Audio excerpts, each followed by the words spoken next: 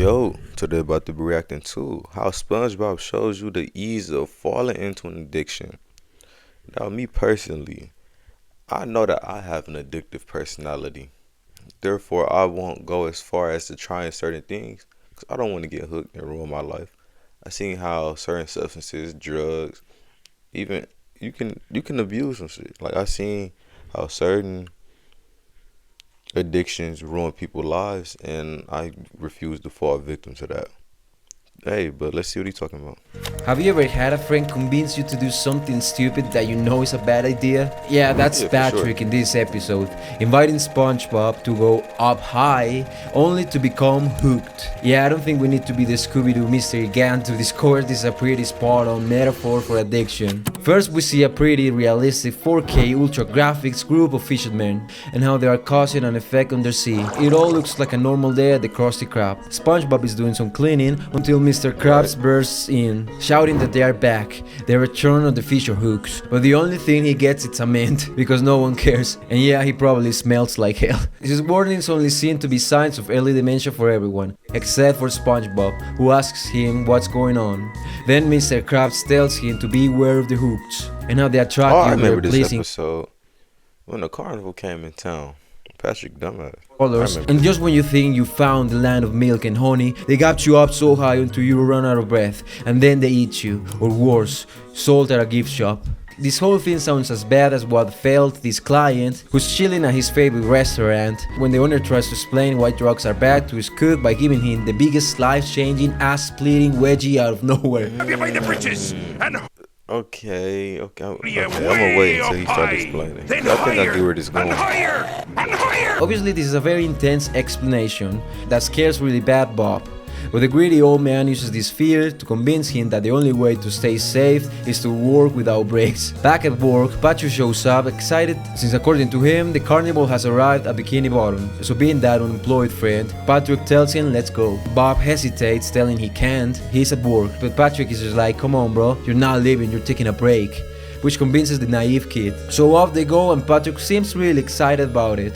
However, when they get there, they find something quite strange. There are no people here, even though there was a kid earlier, showing only some shoes left at the carnival. And the carnival doesn't look like any carnival he ever been to. What they don't know is that these aren't games, but rather lures disguised as the most colorful, powerful attractions. Then Bob bumps into one of them that has no bait, and in that instant he remembers Mr. Krabs' warnings, and his fear comes back. So Bob quickly tries to stop Patrick and save him, but actually the hook should be the one saved, since he starts doing weird shit with them, like introducing them his rear end. FC26, crazy. Hold on, bro. I know this updated not loads of going right. I stuff. think The he's about to go. competitive gameplay Hey, I'm gonna is get an ad insane. block when I get money. Hey, rewatching cartoons as an adult, bro. What? I sense no danger here. Patrick says that how could they be dangerous if they're being covered with free cheese? Bob doesn't know how to counter-argue that, and all he knows is Mr. Krabs told him not to do so. He knows the consequences, but doesn't know exactly why they are bad. Either way, his mentally challenged friend doesn't listen to him and licks the entirety of the cheese as he robs the hook of the back of his throat before he pulls it out. Patrick tells Yeah, nah, that's crazy. He's sitting on it and putting it in the back of his throat. Pause. Oh my goodness. Parents, pay attention to what your kids are watching. Bob to go on, try it. The hook Patrick ate the cheese from is pulled up after he lets it go, and all of this leaves Bob pretty confused. And it doesn't help that Patrick has 9 hooks in his mouth, 1 on his hand, and who knows how many more in some other hole. Patrick gets tired Come of on. Bob's paranoid attitude the same way someone lies to you about drugs being not that bad, you know, applying some peer pressure. However, Okay. Alright, like I thought, but I didn't say so. So the hooks are symbolism for drugs or anything you'll get addicted in life. You can get addicted to food, but let's just say drugs for now. Let's say it's weed or not. It's gonna get you high, and then eventually you're gonna come down. But if you get too high, you're gonna die. Not necessarily saying it off weed, but other drugs. Moment the hook suddenly Bro, rises and pulls SpongeBob is Patrick to the surface. creative. Bob, They're horrified creative. and in a state of panic, screams for help. He thinks it was over for Patrick and he's doomed. But the big girl just floats down, laughing without a worry in the world, like there was no collateral damage. Bob is relieved his best friend is alive, and Patrick tells Bob that he should try this experience because it is amazing. But SpongeBob is now even more confused, questioning how everything that Mr. Krabs warned him about didn't happen to Patrick. He wasn't elevated to the surface, he wasn't cooked. And fucking Mr. Krabs would be like the parent, like your mama tell you not to do drugs, or any type of mentor tell you not to do drugs. Okay. And eating, neither solved at a gift shop. They Apparently hooks are just fun, and the old man was just exaggerating, since it's just a matter of letting go before getting too high. Bob still tries to stay firm in his decision, but since he doesn't really understand how hooks work, The Mr. Krabs objective is to not get too high, but to have a good time. warned him about the danger of them, dangers that doesn't seem to be real, or at least that true for him, because he just saw Patrick avoid them, so what Mr. Krabs says doesn't really hold up in his mind. Or at least now, those warnings are not strong enough to avoid him feeling conflicted about hooks. So in absence of answers, Patrick, being the good trustworthy influence he is, jumps on top of a hook and says that Mr. Krabs told him to stay away from them, but never say anything about riding like a horse. Bob has no arguments against that logic, and he's convinced to jump on top of the thing where they get high. From the start, the hooks are He sparked up a blunt, or he did a line. Let's say he did a line, cause I don't think I never really seen nobody die from smoking marijuana. He did a line. almost exactly like an addictive drug. Mr. Krabs gives this intense, popped a almost perk. parental warning: don't touch the hooks, boy, they're dangerous. Stone mirrors of someone warning a kid about drugs, alcohol, or the hard stuff like Overwatch or anime, the type of stuff that could destroy your life and keep you a virgin mobile. And just like in the real world, that warning only makes SpongeBob more curious. And more often than not, sometimes us humans are dragged into what's forbidden. Mr. Krabs is like those Karens that are easily shocked, extreme with Dog, this explications. is like crazy how deep of a message SpongeBob is putting out. Like, bro, I never would have thought. I've seen exaggerated and don't dare to face a real problem like addictions. They just say don't touch that, instead of explaining what makes addiction so lethal and understanding how a person can get to that point without saying it is bad, period. That will confuse your kids when they find out actually how fun is driving drunk. It ain't my fault he ran Don't drive drunk, kids. That is overly crazy. right in front of my truck. Dog. Another morning to savor the crunchy Okay, nooks see, and do cranny funny. splendor Be of a bogus. Thomas's That's not English funny, muffin. bro. Tom, You would you say purposely not hit that. The hooks themselves are designed like a temptation trap. Colorful bait, shiny metal, swinging in the water, just waiting to lure someone in. They even have a high attached to them, the thrill of riding one up to the surface and back down laughing and giggling as if they were experiencing some rush of euphoria. That reference is not subtle. Patrick becomes the episode's bad influence. He's the friend who not only experiments but drags Peer you into pressure. And it's teaching you not to fall into peer pressure. his whole come on, just try it, it's fun, don't be a chicken. Basically peer pressure. We can use then have some fun and then stop when it's enough, right? When SpongeBob hesitates, Patrick mocks him for being a pussy, making him feel uncool for not joining in. In real life, that's exactly how a lot of people get pushed into dangerous habits. It is. People peer pressure saying, stop acting like a bitch. You're acting like a little girl. Stop being scared. What are you scared of? All that. Or stupid things. But it's obvious the environment is only one factor and not the whole picture. At the end of the day, you are the one who makes the stupid decisions. No one else can ruin your life but yourself. Take responsibility for your actions and have the character to know when to say no. As the boys get high, we see real footage of the fisherman trying to pull the hook up, which honestly is hilarious. Bob and Patrick clearly enjoy the adrenaline rush of the ascent, laughing with excitement. So much so that SpongeBob even says that's more fun than over time at the Krusty Krab. I think that was one of his favorite things ever. Meanwhile, someone who's not having a great time is Squidward. Everyone is pretty mad at him for his zero cooking skills, since his fried boots are too burnt. The crowd is mad, Riding the boat is crazy. Come on. probably intoxicated. So Mr. Krabs, hearing the commotion, appears and asks what the hell is going on. So Squidward says SpongeBob is not back from his break, to which Mr. Krabs, laughing, says that no one has taken a break at the Krusty Krab in the Sean famine of '59. Squidward, kinda upset, repeats to the old man that yes, he did take a break. Mr. Krabs gets angry and immediately runs off, yelling that he will get his lazy ass, while leaving Squidward dealing with the angry crowd alone. Mr. Krabs suspects he went to the supposed carnival, which he was right. When he reaches the place, he finds them there riding on the hooks. Before they can get high once more, Mr. Krabs yells at them not to go, but they don't hear them, and laments not having arrived sooner. But when all seems lost, he sees them coming down without a worry in the world, clearly having a blast. Mr. Krabs yells at them, however Patrick says they just ride them up, and then gently float down without a problem. What could possibly go wrong?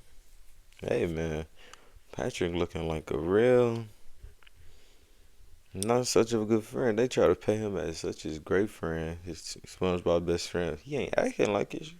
He acting like the worst influence ever, bro. That's like, imagine you got a kid and they have a friend. You thinking that they tight, they're good, nothing will come between them. They're solid friendship, right? But the friend is influencing your kid to do drugs. Wouldn't you feel conflicted? That is kind of crazy. Just look at his face. He seems like the kind of guy who knows Then SpongeBob is neglecting his responsibilities to get high. Oh my goodness. he's talking about. The old man confronts him, asking if he knows what might happen if one day they don't manage to get off the hook. Do they know the consequences? Bob says gift shops, but Mr. Krabs directly tells him no. Something far worse. Being canned like tuna with the smell of mayonnaise. Truly a terrifying fate, worse than death. Nothing to look forward to but the smell of mayonnaise. Bob and Patrick are shocked, and Mr. Krabs makes them promise not to go on those hooks again, which they do in the most senile sailor way possible, since a hook punctures his poop deck. Damn, they really are aggressors. The next day, Bob is ready to prove himself loyal to Mr. Yeah, the hook Krabs chases and heads to him. work. However, the unemployed friend attacks again, saying he's going to the wrong way, and tells SpongeBob that no, he's not going to work today, but rather they should play with the hooks again, since See, he neglecting his responsibilities to get high. You know what I'm saying? Don't pay your bills. Come have a good time with me. So you can be stuck right here with me forever. You know? So you can throw your life down in a spiral way. So you can get fired from your job that you love so much. Come get high with me. Fuck work, man. its responsibilities anyway. Bob says they made a promise. Pat says he had his fingers crossed. He doesn't have fingers. He also mocks the old man, saying that he's a big, boring dummy. They play for hours and nothing happened to them. He kinda gets upset again using that peer pressure, asking him who he'd rather listen to, a bore like Mr. Krabs or him. Without letting him answer, he runs back to the hooks, saying he'll have some fun, and tells him he knows he wants to. Bob remains silent, shaking, fighting himself, but tries to hold on to his word. He turns around saying that he won't be deceived, but then a hook crosses in front of him. He ignores it, but only for a few seconds, since in the end he ends up giving in, saying it will just be one time. He comes back, but something changed, a disastrous result. SpongeBob getting literally hooked. The metaphor gets even darker when you think about the real world dangers of hook. Now you hooked on a drug. Because you couldn't. Because you couldn't fight the temptation. Don't get me wrong, fighting addiction is harder than people make it seem. But that's why you shouldn't get hooked in the first place. Don't go experimenting with stuff that you know is bad for you. You know? Once you get caught, just like how drug addiction can pull you out of your life and take you somewhere you might never come back from, the hooks literally drag fish out of the ocean, away from their world, their family, everything they know. Bob used to find fun going over time at the Krusty Krab, but as he said, this is more fun than that. So much so that as soon as the two idiots wake up, that's the first thing they end up doing. And since we all know the cure of one addiction is a bigger addiction, the solution Now SpongeBob about to get evicted because he want to get high all day. He literally want to get high, then come down, then get high again, then come back down. Man, I'm going to tell you, I felt like it was once upon a time in my life when I was stuck in that cycle. Then I had to lock in. You know what I'm saying? Look at my finances and look where I wanted to be within the next couple of years. And if I wanted to be great, I felt like smoking all the time wasn't going to make me great. I would make all the excuses in the world on why I needed to smoke or I wanted to smoke, or it ain't that bad. I can still function, but all in all, it was bad for my health. Made made me unproductive, made me lazy. And it was just a bad financial move because it was like so much money was getting spent on marijuana. Therefore, I feel like quitting marijuana was one of the best things I've ever done in my life. I relapsed like maybe once or twice, but I ain't smoking months. But I say that to say this: it's okay to venture off, but don't get too lost in the sauce. It's okay to have fun. Everybody got their vices. But it only become a problem when your vices overtake your real life. Trust. Now that Bob tries some fent. I'm sure after that he will never go near those hooks. I like how this episode shows how stupid it is to say, I can quit whenever I want. It's fine, I can control it. But in reality, the more you put it off, the deeper you'll sink. Until there comes a moment where, like Bob, you say, now I'll let it go. However, you will notice that you can't anymore. You're actually hooked. Bob runs desperately towards the Krusty Krab, where Mr. Krabs is serving free water to his daughter and her friends, while also asking for tips.